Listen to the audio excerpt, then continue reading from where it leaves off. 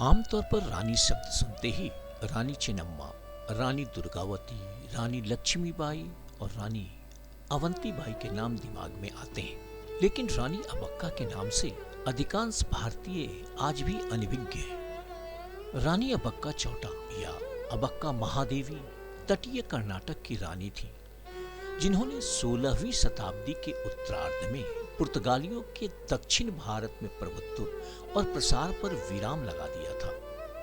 कर्नाटक में मंदिरों की नगर मूडबिद्री पर चौटा राजवंश का शासन था। बंदरगाह शहर उल्लाल उनकी सहायक राजधानी थी।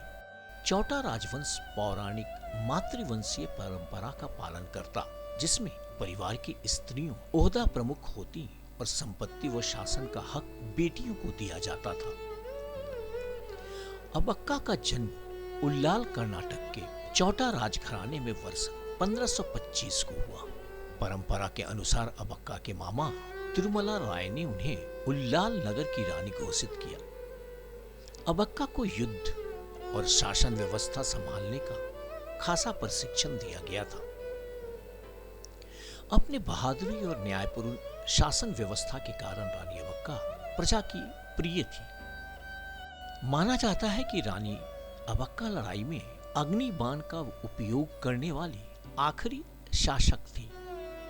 रानी अबक्का की शादी मंगलुरु के बंगा रियासत के राजा लछमप्पा अरसा के साथ हुई, किंतु शादी के कुछ समय बाद ही कुछ कारणवश रानी अबक्का अपने पति से अलग हो गई और वापस उल्लाल आ गई। वर्ष 1555 कालीकट बीजापुर, दमन, मुंबई पर पुर्तगाली सत्ता स्थापित कर पुर्तगाली सेना गोवा में अपना मुख्यालय बना लिया था। उन्होंने पुराने कपिलेश्वर मंदिर को ध्वस्त कर दिया। मंगलौर का व्यावसायिक बंदरगाह अब उनका अगला निशाना था, जहां से सिर्फ 14 किलोमीटर पर उल्लाल शहर था, जहां की शासक थी 30 वर्ष की रानी अबक्का चौटा।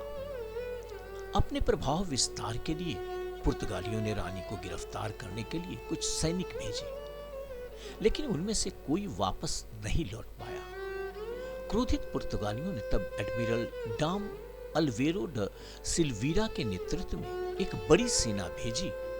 दुर्भाग्यवश एडमिरल को भी पराजित होकर खाली हाथ लौटना पड़ा। पुर्तगालियों ने अनेक कोशिशें की उल्लाल पर कब्जे की, पर हर बार रानी के हाथों पराजय ही मिली। 1568 में पुर्तगाली सेना ने मंगलोर बंदरगाह पर अधिकार करने के बाद जनरल जाओ पिक्सीटो के नेतृत्व में एक बड़ी सेना उल्लाल पर कब्जे के लिए भेजी। उल्लाल किले में पुर्तगाली सेना बिना किसी प्रतिरोध के दाखिल हो गई। किला पूरी तरह से खाली था। रानी का भी कोई पता नहीं। पुर्तगाली सेना बिना लड़े किला फतह पर हर्ष मना रही थी। तभी रात में जश्न में डूबे पुर्तगाली सेना पर रानी अबक्का अपने चुनिंदा 200 जवानों के साथ टूट पड़ी। जनरल व अधिकतर पुर्तगाली मारे गए। बाकी जो जिंदा बचे उन्होंने आत्मसमर्पण कर दिया। उसी रात रानी अबक्का ने मंगलौर पोर्ट पर हमला कर दिया, जिसमें उसने पुर्तगाली चीफ को मारकर पोर्ट को पूर्णतः मुक्त करा लिया। पुर्तगालियों से हुए इन युद्धों में कालीकट राज के सेनापति रानी अबक्का की ओर से युद्ध किया था और मंगलुरु में पुर्तगालियों का किला तबाह कर दिया। साथ ही कुंदनपुरा कर्नाटक के एक नगर पर भी कब्जा कर लिया, लेकिन वहां से लौटते वक्त वे पुर्तगालियों के हाथों मारे गए।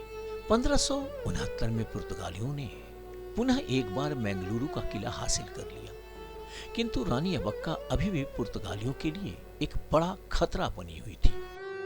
1570 में पुर्तगालियों ने पूरी शक्ति से फिर उल्लाल पर आक्रमण किया। पिछले युद्धों से हुए नुकसान से रानी आर्थिक रूप से कमजोर थी। यही नहीं, रानी अबक्का के पति लक्ष्मप्पा ने गद्दारी की और धन लेकर पुर्तगालियों की मदद की। इस भीतरघात के कारण रानी अबक्का यह लड़ाई हार गई। उन्हें कैद कर लिया गया, लेकिन ऐसा माना जाता है कि कैद में भी रानी अबक्का विद्रोह करती रही और लड़ते लड़ते ही उन्होंने आखिरी सांसें ली। रानी अबक्का चौटा का स्थान न सिर्फ इतिहास में महत्वपूर्ण है, बल्कि वे आज के समय में भी एक सशक्त महिला के रूप में उत्कृष्ट उदाहरण है। राजनीति और शासन व्यवस्था संभालने की उनकी काबिलियत उन्हें एक सफल शासक साबित करती है। वे सही मायने में देश की पहली शहीद वीरांगना थी।